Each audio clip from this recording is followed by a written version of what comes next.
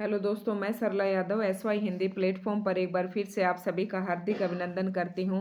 और आज हम लेकर आए हैं पाठ नंबर कौन सा है देख लेते हैं एक बार, मैं तो खुद ही भूल गई। पाठ नंबर 3 कठपुतली, जो कि आपकी बसंत भाग 2 का है। ये बसंत भाग 2 हमने शुरू करवा दिया है और इसका तीसरा अध्याय है ये। बसंत भाग 1 जिसने नहीं देखी है वो देख लेना, उसके 7 अध्याय हम अपने SY हिंदी प्लेटफॉर्म चैनल पर करवा चुके हैं। और बाकी आपके समय रहते मैं सारे कोशिश है मेरी 3-4 दिन में आपका पूरा सिलेबस करवा दूं। तो ये है आपका ये कठपुतली नामक अगली कविता है आपकी कठपुतली। ये आपकी भवानी प्रसाद मिश्र ने लिखी है और इसका कवि का नाम है भवानी प्रसाद मिश्र। ये मैं आपको लिखा हुआ ही दिखा देती हूँ। कठपुतली जो कविता है ये भवानी प्रसाद मिश्र ने लिखी है, ठीक है। और इस कविता में क्या कहना चाहते हैं भवानी प्रसाद मिश्र, ये पहले हम कविता पढ़ने से पहले देखेंगे। कविता के बारे में क्या कहा है, कविता के बारे में। एक मिनट दोस्तों, अगर वीडियो आपको हमारी पसंद आती है तो प्लीज़ लाइक एंड शेयर ज़रूर करना, ये तो आपके हाथ की बात है। अपने टीचर को इतना तो गुरु दक्षिणा में आप दे ही सकते हैं। इस कविता में कठपुतलियां स्वतंत्रता की इच्छा से स्वयं अपनी बात व्यक्त कर रही हैं। मतलब कठपुतलियां स्वतंत्रता की इच्छा से, ठीक है, उनके समक्ष स्वतंत्रता को साकार बनाने वाली चुनौतियां हैं। धागे में बंधी हुई कठपुतलियां पराधीन हैं, ठीक है। अभी जो हम पढ़ के आए थे इससे पहले एक कविता, वो भी ऐसे ही थी। जो धागे में कठपुतली क्या होती है बेचारी, देखो किसी दूसरे के इशारे पर नाचती हैं, अर्थात वो पराधीन होती हैं। इन्हें दूसरों के इशारे पर नाचने से दुख होता है। कठपुतलियों को दूसरे के इशारों पर नाचने से क्या होता है, दुख होता है। दुख से बाहर निकलने के लिए एक कठपुतली विद्रोह कर देती है, मतलब उसके प्रति आवाज उठा देती है। वह अपने पांव पर खड़ी होना चाहती है। उसके बाद सभी कठपुतलियों को अच्छी लगती है। स्वतंत्र रहना कौन नहीं चाहता, लेकिन जब पहली कठपुतली पर सबकी स्वतंत्रता की जिम्मेदारी आती है वह सोच समझकर कदम उठाना जरूरी समझती है। तो इसमें यही बताया गया है कि भाई पराधीनता किसी को भी अच्छी नहीं लगती, चाहे वो कठपुतली हो चाहे पक्षी हो। जैसे कि हमने पहले ही कविता पढ़ी थी, तो हर आदमी जो है स्वतंत्र रहना चाहता है, वो किसी दूसरे के इशारे पर नहीं नाचना चाहता। तो यही इस कविता का भावार्थ है। कविता को और देख लेते हैं, कोई खास ज़्यादा बड़ी नहीं है, बस एक अध्याय हमारा यहाँ पर सिमट जाएगा कि हमने एक अध्याय कर लिया, ठीक है। कठपुतली जो है, भाई पाठ का नाम नहीं दिख रहा। कठपुतली कठपुतली गुस्से से उबली बोली, ये धागे क्यों हैं मेरे पीछे आगे।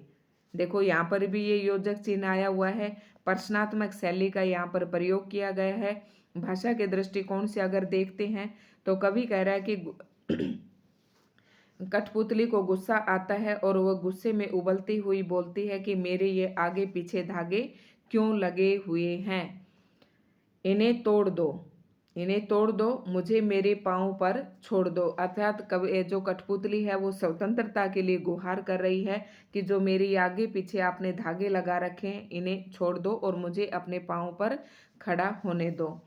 सुनकर बोली और कठपुतलियाँ, मतलब एक कठपुतली की बात सुनकर एक कठपुतली, जैसे कि मैंने अभी बताया था आपको इसका सारांश, एक कठपुतली आवाज उठाती है कि मुझे अपने पाँव पर खड़ा होने दो। तो उसकी बात सुनकर और दूसरी कठपुतलियाँ कहती हैं कि हाँ, बहुत दिन हुए हमें अपने मन के छंद छुए। मतलब छंद छुए मतलब अपने मन के छंद छूना, आपके मन की खुशियों को पाना, ये आपका मुहावरा यहाँ पर बन जाता है। और मगर पहली कठपुतली सोचने लगी, ये कैसी इच्छा मेरे मन में जगी। फिर कठपुतली सोचती है कि अचानक ये मेरे मन में स्वतंत्र होने की कहाँ से इच्छा जगी। तो प्रकृति से किसी ना किसी चीज को देखकर तो उसके मन में इच्छा जगी होगी। तो कोई खास इसमें नहीं था, जो था वो मैंने आपको शुरू में ही बता दिया। और ये कविता लिखी है भवानी प्रसाद मिश्र ने। आप ये पढ़ लेना, इसमें कुछ ज़्यादा नहीं है, ये आपको सारा इसका भावार्थ बता रखा है, ठीक है। तो ये थी हमारी ये कविता कठपुतली। और उसके बाद इसके भाषात्मक अगर कोई प्रश्न है तो देख लेते हैं।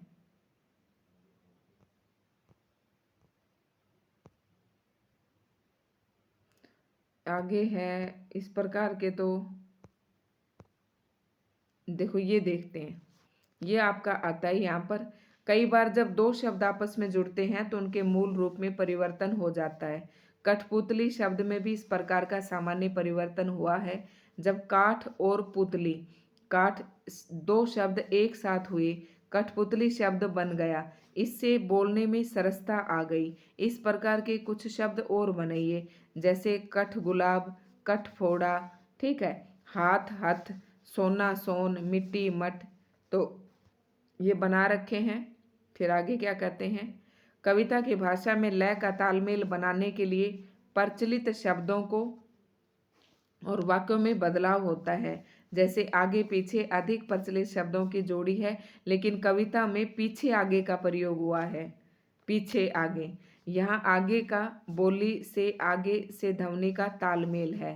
पीछे आगे, हाँ, ये ध्वनियों का तालमेल बैठाने के लिए इन्होंने ऐसा लिखा है। यहाँ इस प्रकार के शब्दों की जोड़ियों में आप भी परिवर्तन कीजिए।